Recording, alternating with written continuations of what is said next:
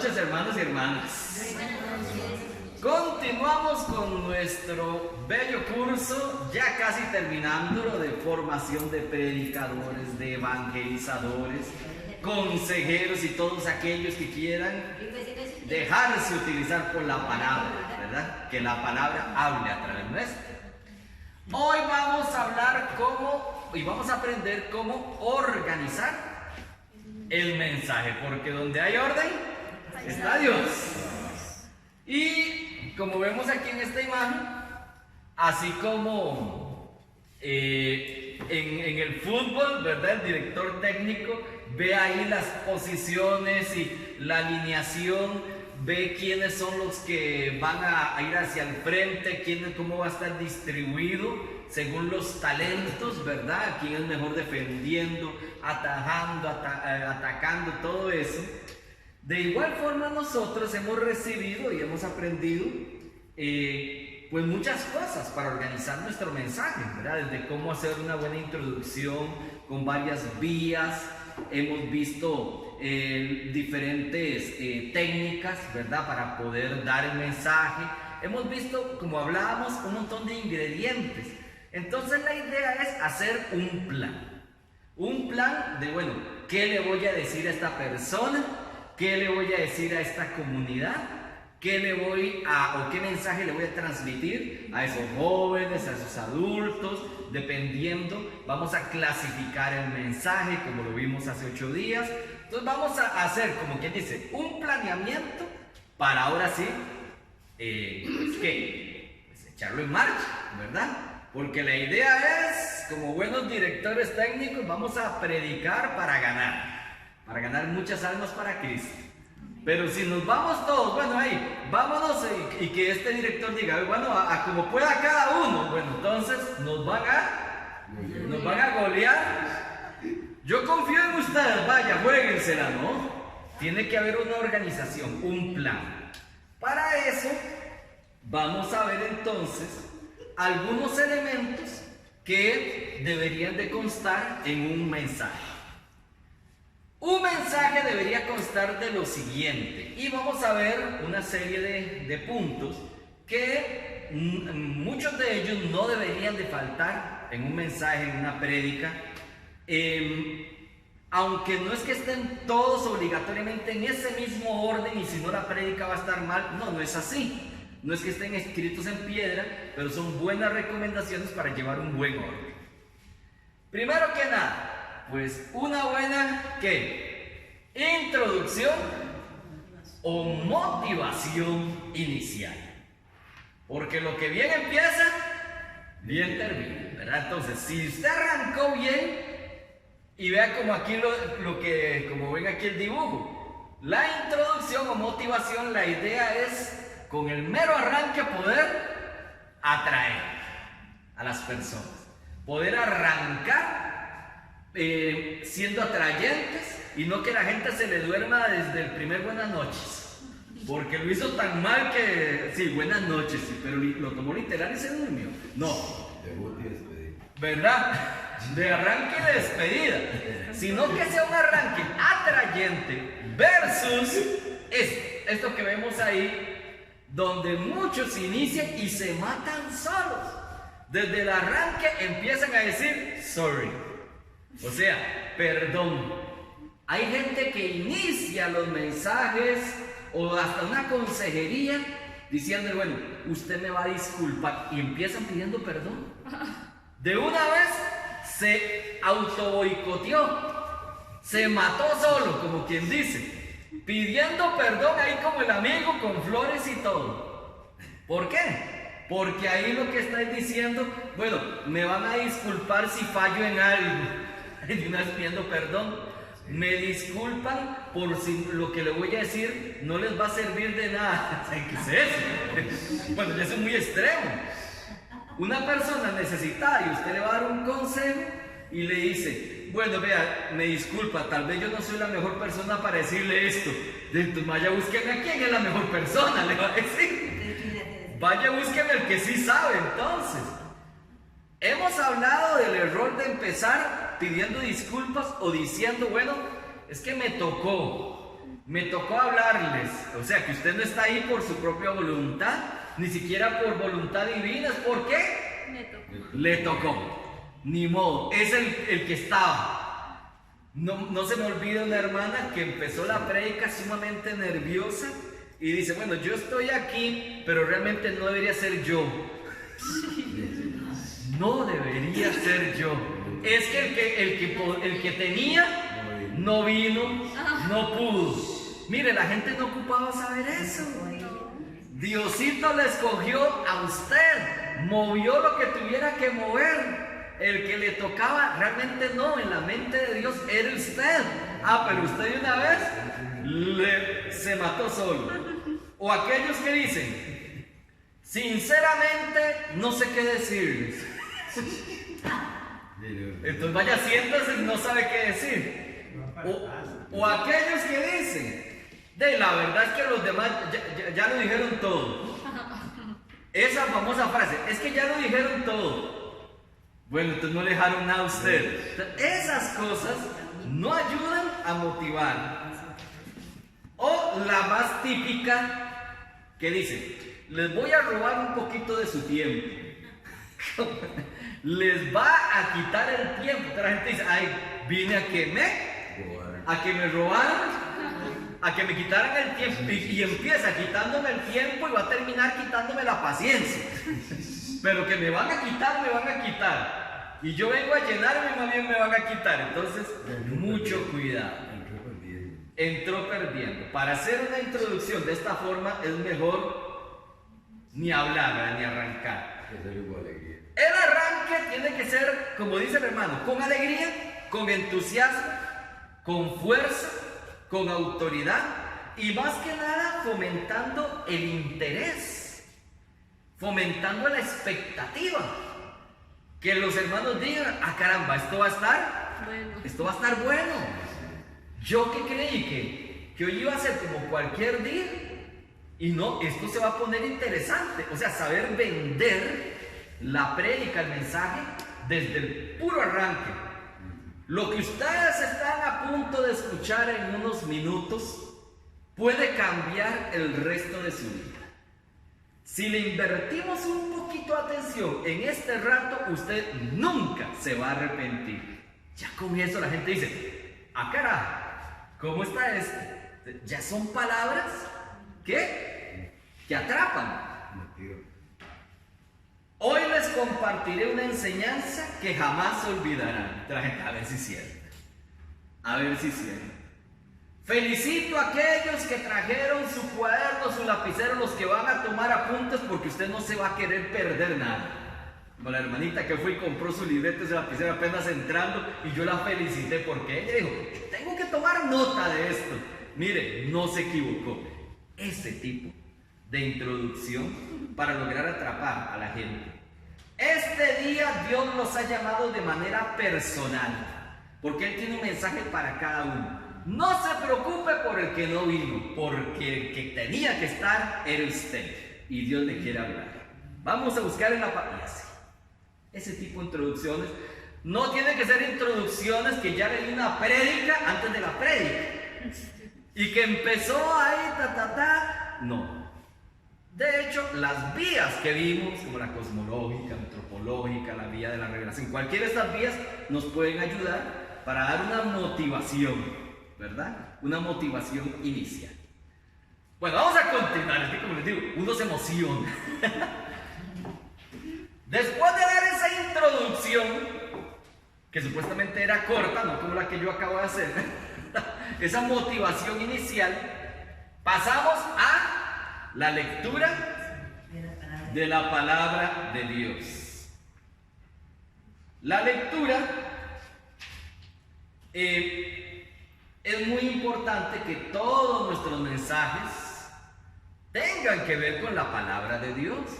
Hay hermanos que preparan mensajes, prédicas, enseñanzas muy buenas, muy bonitas, pero nunca se basaron y utilizaron la palabra. Y es un gran error, porque la palabra es la verdad en sí misma. Como quien dice, no me crea a mí, créale a la palabra del mismo Dios. Todos nuestros mensajes deben estar basados en la palabra de Dios. Y cuando terminamos de hacer la lectura, afirmar con autoridad, palabra de Dios. Y todos te alabamos, Señor.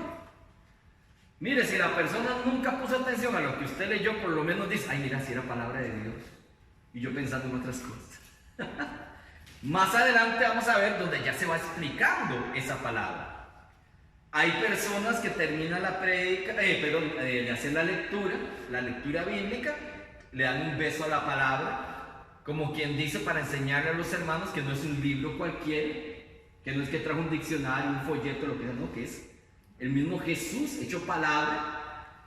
A la hora de hacer la lectura, ojalá ya tener la lectura buscada. Dice, vamos a ver en el libro del Sirácides. Y entonces el hermano, ni él mismo sabe dónde está Sirácides, y usted ve al predicador que empieza en esta primera. ¿Por qué en la primera? Está tan al inicio, Sirácides. No, es que está buscando en el índice, porque él no sabe dónde está. ¿Dónde está el Sirácides? Y entonces lo busca y empieza. O hay predicadores que empiezan a hacer así. Y en su corazón dice, ay Señor, que me salga, porque no lo encuentra. Y ya hay hermanos que lo encontraron y el mismo hermano anda rebuscando. Entonces, es importante tenerla buscada, tenerla ya señalada. No recomiendo, ni tampoco aquí en el folleto, utilizar un montón de lecturas para una sola prédica.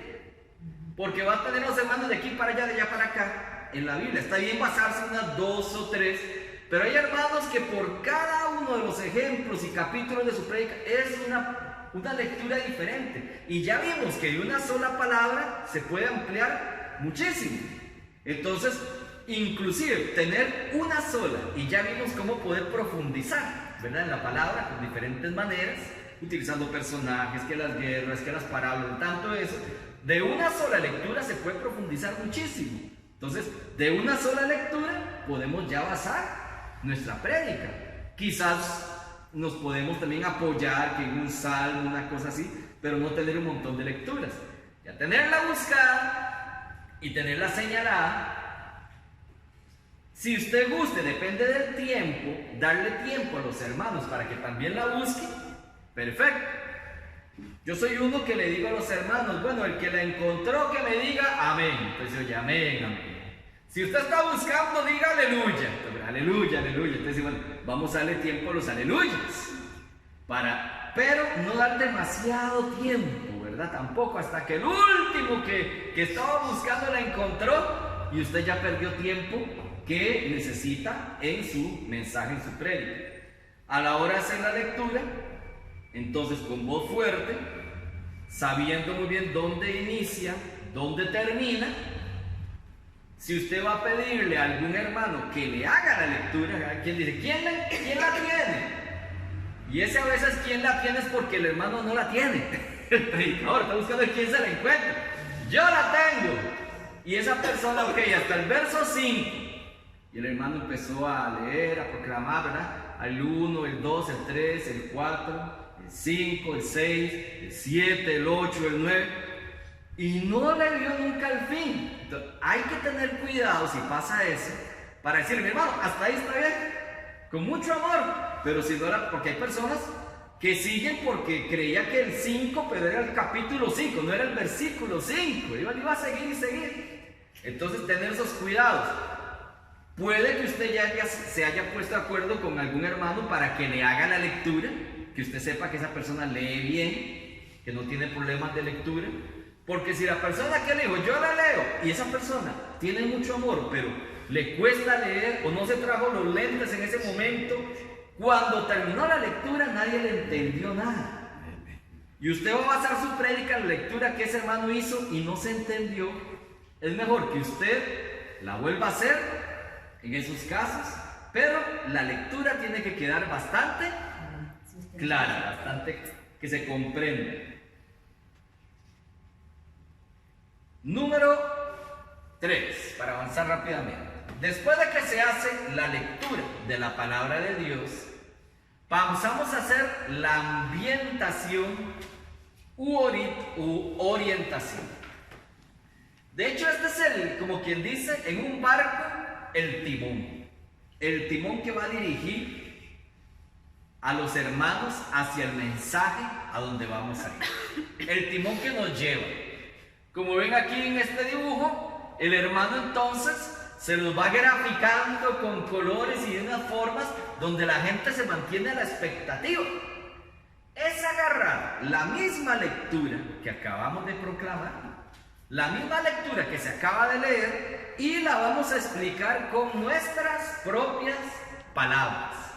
Se las vamos a decir en una manera que la gente, que los hermanos lo puedan entender mejor. Entonces decimos, bueno, este es un hermano, ¿verdad? Uno de los hermanos que tenía un papá y le dijo, dame la parte que me toca. ¿Para qué? Para ir a vivir la vida loca, para irse de fiesta. Entonces este hermano, el papá se lo dio y este se fue. Y al principio le fue muy bien, pero terminó como en todo, el dinero se gasta. Y terminó comiendo apenas las algarrobas de uno de los chanchos que terminó cuidando. Entonces, como que le hacemos un resumen a esa persona o a los hermanos, un resumen de, en este caso estamos hablando del hijo pródigo. Entonces, aunque la gente ya conoce el relato, pero usted se lo está diciendo y contando de una manera, pues una manera amena, una manera en un lenguaje que las personas sientan, ah, bueno, ya entendí. Porque hay personas que cuando se hace la lectura bíblica no le ponen atención. Es más, hay personas que cuando leen la lectura necesitan como que volverla a leer para entenderla. No sé si les ha pasado. Pero a la hora de hacer la ambientación es como si se la volviéramos a leer, solo que con mis propias palabras. La ventaja de la ambientación, o como dice la palabra, la orientación, es que vamos orientando al grupo hacia el objetivo que usted quiere. Si en el ejemplo que yo acabo de dar del hijo pródigo, quizás yo le quiero dar una orientación hacia las algarrobas o lo que le dan de comer a los chanchetes, versus lo que este muchacho seguro comía ya en la casa del padre, esas cenas hermosas y todo. ¿Y cómo terminó él? Comiendo sobras que le daban a los cerdos. Entonces ya usted como que quiere orientarlo por ahí, porque usted quiere dar un tema sobre quizás de conversión. Y entonces como que usted quiere llamar a la conversión, decirle después a los hermanos, bueno, en este momento, ¿de qué nos estamos alimentando? ¿De los ricos manjares que Dios nos tiene? ¿O estamos de las sobras? De las obras que el mundo nos ofrece. Entonces tal vez queremos orientar para hacer un énfasis en la comidita de los cerdos. Y tras de eso nadie se las quería dar a este muchacho. Ni eso. No tenía derecho ni a las sobras. Y decirle a los hermanos, usted es todo un hijo de Dios, usted no tiene que estarle rogando el alimento a nadie. Dios tiene un gran alimento para ti. Entonces vamos orientando nuestra prédica o nuestra ambientación, aunque no estamos llegando directo al punto, pero vamos llevando a la gente hacia el objetivo que estamos buscando. Vamos adelante. Ahora sí, después de que con la ambientación u orientación íbamos llevando a la gente más o menos explicándoles con base en la lectura, lo fuimos dirigiendo, vamos a la aplicación. Es como cuando usted tiene una herida y esa herida entonces necesita que aplicarle un ungüento o aplicarle el alcohol. O sea que ya necesitamos ir poniendo los dedos en la llaga, en la herida. Vamos a aplicar. Porque en la ambientación y orientación lo que hicimos fue que la lectura que se hizo, la explicamos con nuestras propias palabras, dándole cierta orientación, pero si no le damos una aplicación, lo que hicimos fue dar una clase histórica. Así el hijo pródigo se alejó del papá, se arrepintió, el papá lo recibió porque él es Dios, él es muy bueno, y el hermano se puso muy celoso. En el nombre del Padre. Pero entonces, nunca le dijiste a la gente de qué nos sirve eso a nosotros. Nunca le dijiste a las personas de qué, en ese momento, qué aplicación le podemos dar. Si no hay una aplicación, vamos a terminar como un abejón que pega en una pared y cae a los suelos, ¿verdad? Como el que casi me pega ahorita. Simplemente la gente dice, ay, ¿en qué momento se terminó la prédica? ¿En qué momento se acabó esto? Y lo que me dieron fue un curso de Biblia, un curso de parábolas, pero no me dijeron de qué me sirve. Donde ya en la aplicación le vamos a dar otro enfoque. Hay dos tipos de aplicación, de hecho. La aplicación activa es donde yo estoy recibiendo la acción. En la, digamos, por decirlo en esto del hijo pródigo, donde decimos, si tal vez hemos estado alimentándonos del alimento de sobra que hablábamos ahora, por alejarnos de Dios, si nosotros hemos venido sufriendo la soledad, si tuvimos una gran prosperidad y ahora nos sentimos que la vida nos ha rechazado, y nos recordamos, ay, qué bien que se vivía en la casa de mi padre. Entonces, es una aplicación activa, porque estamos viviendo en carne propia ese sufrimiento.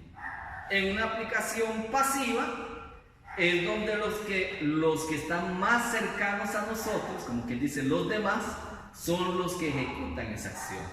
Cuando decimos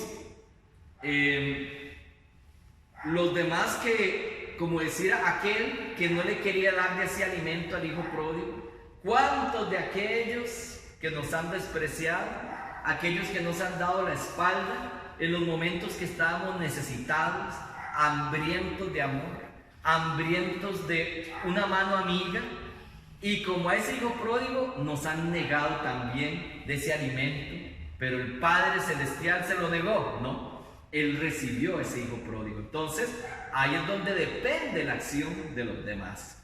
La aplicación es entonces ir ya directamente ese mensaje que ambientamos, ok, ¿qué aplicación tiene para la vida diaria en nuestro caso? La aplicación podría ser perdonar al que nos ofende y clava lanzas en nuestro corazón, pedir perdón a los que hemos ofendido, hablar de lo peligroso del rencor, de los celos, de las cosas que nos alejan de Dios. O sea, ya empezar a hablarle a las personas de aquellos pecados o situaciones de las que tenemos que ir aprendiendo a alejarnos. Muy bien, continuamos. En nuestra prédica o en los mensajes, en cualquier mensaje, este es un punto que no puede faltar. Lo que se llama la ejemplificación. La ejemplificación, yo lo llamo como si fueran como vemos en esta imagen, ¿qué le falta a esa casa? Las ventanas, la puerta. Los ejemplos son como las ventanas de esa casa. Esa casa, ¿sí? Si usted se mete a esa casa, viera qué oscuridad hay allá adentro. No hay luz y no se respira bien, no hay ventilación. Los ejemplos son las ventanas de la casa. Por medio de las ventanas es que ya va entrando la luz. Los ejemplos es lo que nos permite ir entendiendo, de eso se trata. Cuando nosotros hicimos la aplicación y decíamos, por ejemplo, ahora que estamos hablando del hijo pródigo y que hablamos de ese amor del padre, para con su hijo, y cómo el hermano se sintió celoso y que lo que le dijo el padre, bueno, tú siempre has estado conmigo, pero este estaba muerto y ha resucitado. ¿Qué es lo que pasó con el hermano? Que él se sentía que él era muy bueno, que él merecía que le mataran el animal más grande, ¿verdad? El ternero cebado. Y dice, nunca me has dado ni un cabrito para hacer una fiesta con mis amigos. El error del hermano es que él se creía que él sí se merecía, que se lo merecía más que su hermano que llegó arrepentido. Cuando nos creemos más que los demás, ese orgullo, esa vanidad no permite la gracia y la salvación divina. Ahí yo estoy dando la ambientación, estoy aplicando al decir cuando nuestro orgullo no nos permite vivir la salvación divina. Por ejemplo, entonces ahí, por medio de un ejemplo, explico a qué me refiero. Por ejemplo, había una ciudad, un rey, y ese rey visitaba la cárcel cada cierto tiempo. Él tenía por costumbre, una vez al año, soltar a alguno de los reos. Él entonces se entrevistaba con cada uno de los reos y el que él consideraba, él lo dejaba libre y le perdonaba, ¿qué? La condena. Entonces cada uno de los reos llegaba y le decía, mire, señor, yo estoy aquí por pura injusticia, yo no he hecho nada mal. Llegaba el otro, mira, a mí me tendieron una trampa, viera la historia, no sé, a mí fue que me engañaron. Otro dice, vea, a mí es que mi abogado me defendió muy mal, pero yo aquí soy inocente. Y así fueron desfilando cada uno. Uno que ni siquiera llegó a la entrevista, el rey dice, llámeme a aquel que está allá en la esquina. ¿Y dónde lo llamo? Dice, ¿por qué usted está aquí? Porque maté a un hombre. ¿Y por qué lo mató? Porque no soy dueño de mí mismo cuando me enojo. Y en un momento de ira me dejé llevar. ¿Y por qué se dejó llevar? Porque me falta mucha paz interior, mucha tranquilidad en los momentos de cólera. Okay. Mire, entonces suélteme a este. Y todos, ¿cómo? ¿Va a soltar al único que se declaró un asesino, al único que se declaró culpable? De claro, no ve que los demás son tan buenos que me los va a echar a perder. Déjenlo afuera. El primer error o la primera dificultad para recibir la sanación es ni declararse enfermo. El primer paso para ser liberados es reconocer que tenemos ataduras, que tenemos pecados. Con ese ejemplo, entonces estamos poniéndole una ventana al mensaje que queremos dar de renunciar al orgullo y aceptar que somos pecadores. ¿Ok? ¿Qué les parece el ejemplo? Una pequeña historia, o hay muchos tipos de ejemplos. ¿Verdad? Si yo ahora dije, mire, no dar ejemplos, no tener ventanas en la casa o no orientar a la gente es como el abejón que pegó aquí. Ese abejón que pegó en la pared, entonces ya el ejemplo, aunque quizás se me ocurrió en el momento porque hasta que sonó el pobre y aquí quedó desorientado, muerto. Eso es lo que pasa cuando no le ponemos ventanas a la casa. Pero hay que saber por dónde está la ventana. No vio la luz. Entonces, y usted dice, mire, es que el abejón vio la luz, pero era una luz falsa y pegó con pared. ¿Qué mensaje le podemos dar a esto? ¿Verdad? Por medio de un ejemplo del abejón que encontró una luz falsa. ¿A cuál luz está siguiendo usted?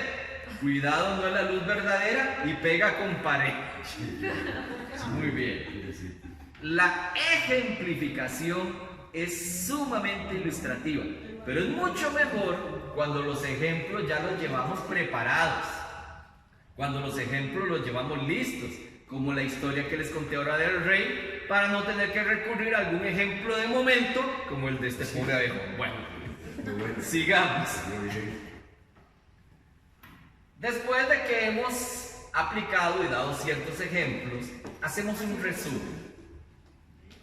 El resumen, como vemos en la imagen, es como el que usa el marcador.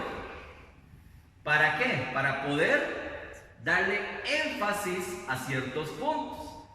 Como bien dice el nombre, nuestra predicación la comenzamos con una lectura de la palabra que fue explicando poco a poco por dónde queríamos orientar al público.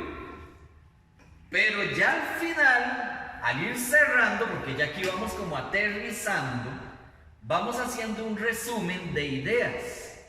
Porque si no hacemos un resumen, tal vez las personas o los hermanos se van a llevar algo muy grande o un montón de ideas, o tal vez aún no le han captado lo suficiente el mensaje. Entonces, el resumen son en una pequeña frase.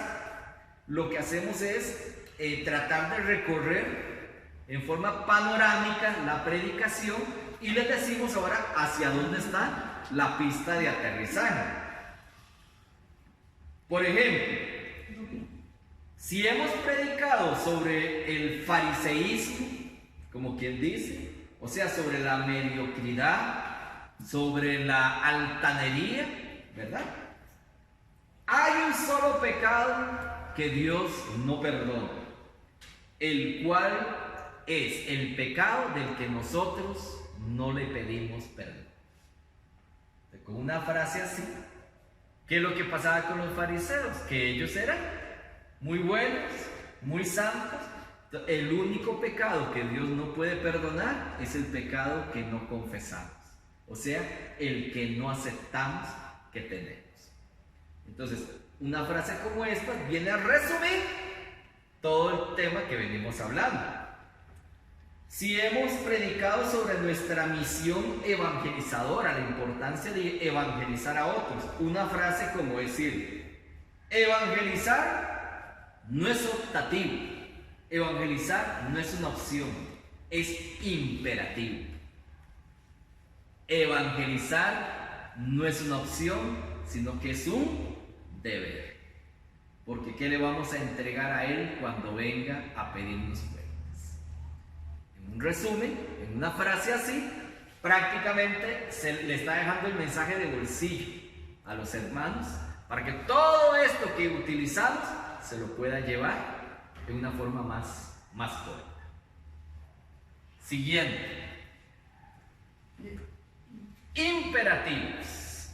En el diccionario, ¿qué es la palabra imperativo? Es una modalidad gramatical que se emplea para emitir órdenes o realizar mandatos, ruegos o deseos. La palabra no es solamente para escucharlo, sino para realmente hacer lo que nos propone. No basta solo escucharla, sino que hay que responder a lo que esta palabra nos viene enseñando. El imperativo es una exhortación para que la gente haga lo que debe. Muchas veces hay predicadores que no incluyen imperativos. Los imperativos es como el checklist o como quien dice la lista de cosas que hacer. Entonces, darle imperativos a los hermanos es como decir, después de esta prédica, ¿qué va a hacer usted? No es como dar órdenes, pero sí darle como una muy clara y contundente guía a los hermanos de a partir de ahora cómo va a seguir siendo mi vida. Si hablamos del hijo pródigo, de aquel de que se perdió y se arrepintió, decirle a los hermanos, a partir de ahora, ¿cuál va a ser nuestra decisión? ¿Estamos dispuestos a volver a la casa de nuestro padre? ¿A qué tenemos que renunciar para volver a esa casa? ¿Cuáles son esos cerdos que hemos venido cuidando con tanto esmero, teniendo las maravillas allá en la casa de nuestro Padre? ¿No será hora de ir cambiando nuestras prioridades? En imperativo, la gente dice, sí, tengo que renunciar a esa querida, tengo que renunciar a ese adulterio, que lo que me trae es desgracia, y es lo que echa abajo la prosperidad en todo hogar, el adulterio. Tengo que sacar de mi corazón ese rencor. Cuando si estamos predicando y vamos a hablar del perdón, una cosa, y estamos utilizando la lectura de Pedro cuando preguntó cuántas veces hay que perdonar. Y dijo, no 7, sino 70 veces 7, o sea, perfectamente en los imperativos que le diríamos ya a los hermanos. Ahora sí, vaya pensando en su mente y corazón, ¿quiénes son las personas a los cuales necesito ir perdonando? ¿Quiénes son aquellos a los cuales necesito, por el bien mío de mi corazón, de mi paz, hacer las paces con ellos? Esos imperativos, como ahora dijo el hermano, ¡ay, qué duro! Pero esa es la reacción que esperamos. Una reacción que la gente diga, me movieron el piso, me pusieron a pensar, me pusieron contra la pared. Y no como la de no, ya dejemos el abejón y su pared. Ahí está en el suelo, ¿verdad? Por no buscar una salida, pegó con pared. Jesús usaba muchos imperativos. Jesús terminaba sus prédicas. Y Jesús terminaba su prédica, su enseñanza, y decía, el que tenga oídos, que oiga. Muy directo, imperativo muy directo. Casi como decir, álceme la mano los que tienen oídos, pues oiga. De una forma más fuerte. El imperativo, lógicamente, tiene que ir de acuerdo con el mensaje que se venía dando, ¿verdad? Claramente. Si se presentó, dice, al hombre que prestó su burro. ¿Se acuerdan? El que prestó el burrito para que Jesús entrara a Jerusalén. ¿Se acuerda ese mensaje, María José? Yo le había dado unos mensajes a varios de ustedes. Uno de esos hablaba del burrito. Y esa lectura es interesante porque dice que ese burrito no lo había montado nadie. Y Jesús mandó a traerse ese burrito. Los dueños de ese burrito, ¿qué hicieron? Lo rentaron, sacaron dinero. Simplemente, bueno, usted que estudió esa lectura, ¿qué hicieron ellos? ¿Ah? Lo prestaron, o sea, lo dieron sin mayor problema.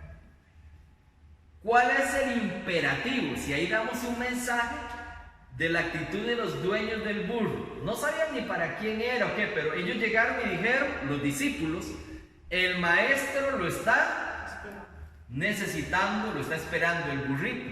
Los dueños del burrito, simplemente ahí el imperativo es, ojalá que seamos así de desprendidos. Y que no como hay personas, bueno, voy a ver, porque este burro nunca nadie lo ha montado. Seguro se le va a poner chúcaro. Mire, busque uno que esté domesticado. Busque uno que tenga silla. Uno que tenga montura. Uno menos arisco. Mire, ellos simplemente llévese. Ojalá que así seamos de desprendidos cada vez que nos piden ayuda en nuestro grupo, en nuestra comunidad. Ahí estamos dando el imperativo directamente. ¿Somos así de desprendidos o le buscamos como ¿está seguro que este burro le va a servir? Muy en el fondo, usted no quiere prestar el burro. Ahí está la diferencia. Y por último, no nos puede faltar la oración final. Como este dibujo de estas 7 velitas, la oración viene, o podríamos decir que la predicación de nada nos serviría si no terminamos con una oración que tenga que ver con el tema. En el sentido que hemos hablado a la gente de Dios durante todo el rato. En esta oración, ahora vamos a hablarle a Dios de la gente con la que hemos estado hablando.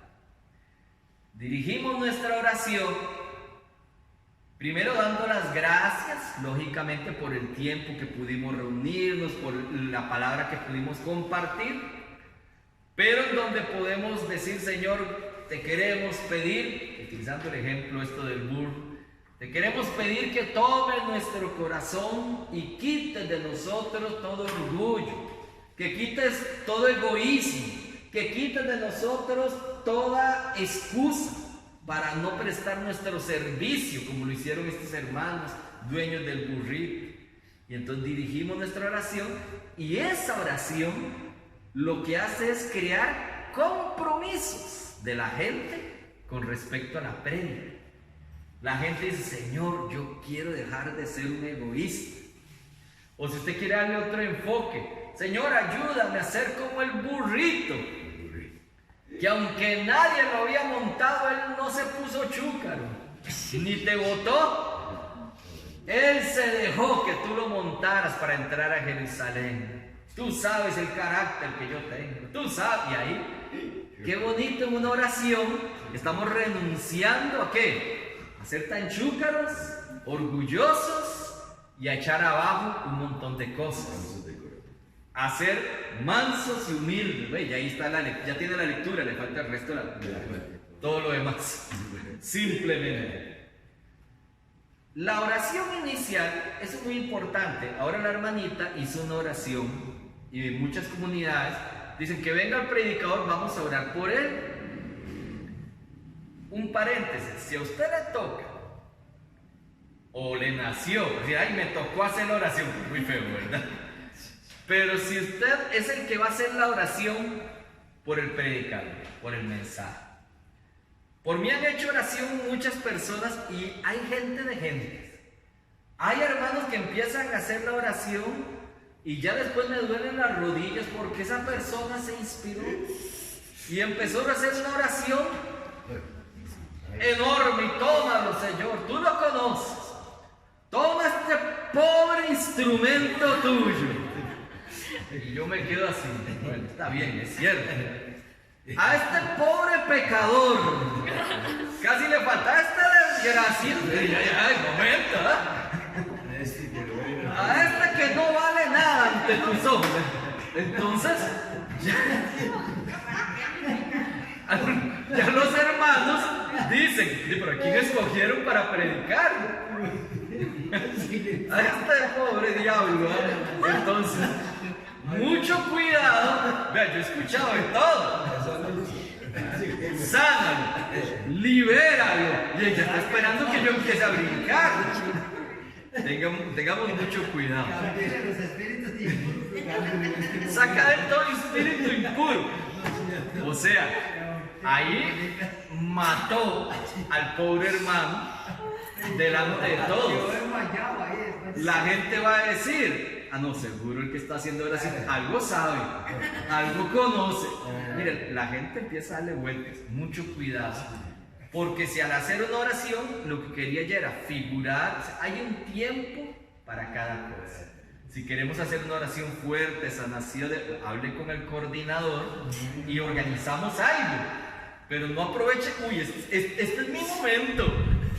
Aquí estoy bajo las luces, ¿verdad? Este es mi momento. Y empieza ese hermano a hablar en lengua, y era la oración por el que predicaba. Mucho cuidado con estas cosas, ¿verdad? Aunque suene jocoso, pero ya uno le ha pasado. Mire, así como la oración inicial es para pedir ese Espíritu Santo, esa bendición por el predicador, la oración final es para pedir ahora ese Espíritu Santo, pero sobre todos nosotros, que esta prédica dé mucho fruto. Y entonces esa oración final tiene que ser valiente, agresiva, llegando a pedir a la gente inclusive ciertas cosas si el Espíritu lo inspira. Si usted siente en esa oración a decir: bueno, aquellos que hoy se han sentido tristes, solos, amargados, yo les invito a aquellos que se pongan de pie y ser valientes y decir el predicador en su oración, en esta oración final: aquellos necesitados van a levantar su mano y van a pedirle al Señor en este momento. Y usted interactúa y le dice a la gente o que se ponga de pie o que levante la mano. Hay algunos que dicen: aquellos, es más, esos matrimonios que han estado pasando, yo les invito a pasar aquí adelante. Y nadie había planificado eso. Y vienen parejas que más bien estaban esperando algo así para poder orar por ellos. Sí, muy importante tener todo muy coordinado con el coordinador del grupo y todo, saber cuánto tiempo hay, porque dice, mira, aquí terminamos a las 9 y usted su prédica la terminó a las 9 y no le dio tiempo a esta parte, entonces ya ponen un compromiso a los hermanos que tenían que cerrar el salón, el templo, el lugar, ¿verdad? Entonces, tener un tiempo para cada cosa. De hecho, en las prédicas que yo he dado, gracias al Señor, mi esposa me apoya en esta parte de la oración final. Lástima que hoy no nos pudo acompañar porque yo le había pedido que ella diera un poquito de la experiencia. El Señor le ha dado a ella un don de oración bellísimo. Y ella lo que hace es que durante la prédica pone muchísima atención. Pone mucha atención al mensaje, a los ejemplos, a cada aspecto, y lo utiliza en la oración. Así como Zaqueo se subió a ese árbol y tú lo llamaste, Señor, yo lo he escuchado a ella, y tú llamaste a Zaqueo que bajara de ese árbol. Bájanos en este momento de donde estemos subidos, de ese árbol del orgullo, de ese árbol de la prepotencia. Y yo la escucho y yo digo, qué dicha, si puso atención.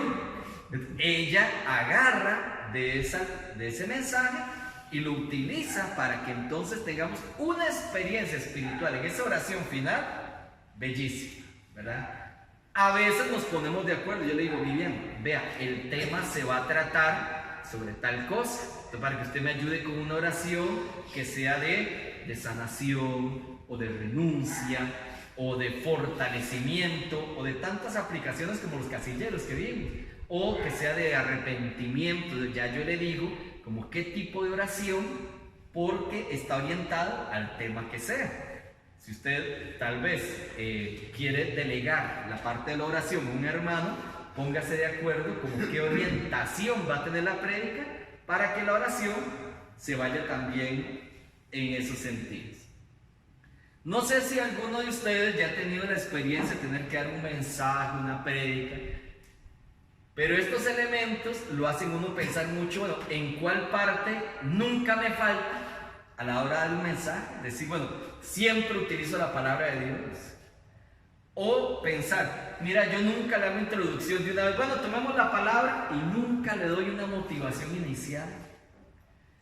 En este curso yo he oído que hacen el ejemplo como que es como despegar un avión, que es la introducción, y saber por dónde ir, ambientándolo al avión, y ya en el resumen imperativo de la oración final es saber cómo aterrizar propiamente.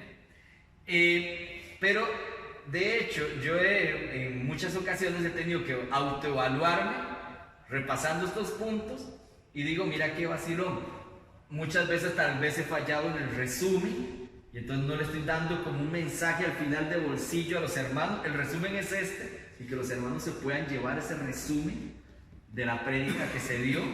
Entonces la gente se llevó muchas cosas en media hora, una cosa así. Pero es bueno para poder discernir en cuál área en la que estamos.